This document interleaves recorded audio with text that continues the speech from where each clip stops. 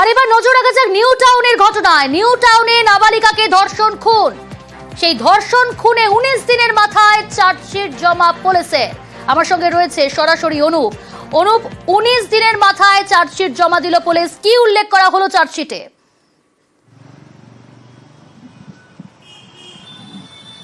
তবে নিউটাউনের নাবালিকাকে ধর্ষণ এবং খুন এই ঘটনা কিন্তু একেবারে 17 দিনের মাথায় পুলিশের পক্ষ থেকে চার্জশিট জমা দেওয়া হলো। নিউটাউন থানার পুলিশের পক্ষ থেকে চার্জশিট ইতিমধ্যেই পেশ করা হয়েছে, যেখানে কিন্তু মূল অভিযুক্ত অর্থাৎ যে ঘটনা ঘটছিল সৌমিত্র রায়, তাকেই কিন্তু একেবারে মূল অভিযুক্ত হিসেবে দেখানো হয়েছে।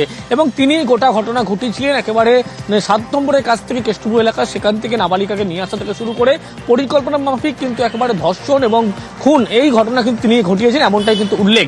এবং একেবারে নিউটাউন থানার পুলিশের পক্ষ থেকে এই চার্জশিট আজকে কিন্তু পেশ করা হয়েছে, এবং যেখানে এই চার্জশিট পেশ করা হয়েছে 9 পাতার চার্জশিট পেশ করা হয়েছে, 400 সিডি কপি জমা করা হয়েছে এবং একাধিক ডিজিটাল এভিডেন্স এই সমস্ত একেবারে আদালতের কাছে পেশ করা হয়েছে।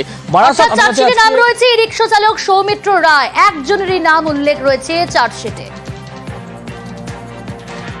আমাদের কেসটা 7 তারিখে শুরু হয়েছিল আর আজকে 24th। তো আমাদের চার্জশিট শনিবার দিন জমা পড়েছিল। 410 পাতার চার্জশিট ছিল, এটা ডকুমেন্টস কেডি সব নিয়ে। আর আজকে আমাদের চার্জ ফ্রেম হলো কিডন্যাপিং, মার্ডার, রেপ এইসব সেকশনের উপরে, আর সেকশন 6 অফ পক্সো অ্যাক্ট। 1 তারিখ থেকে সাক্ষী শুরু হয়, মার্চের 1 তারিখ থেকে। আসামিকে জিজ্ঞেস করা হয়েছিল যে দোষী কিনা, বলেছে আমি নির্দোষ।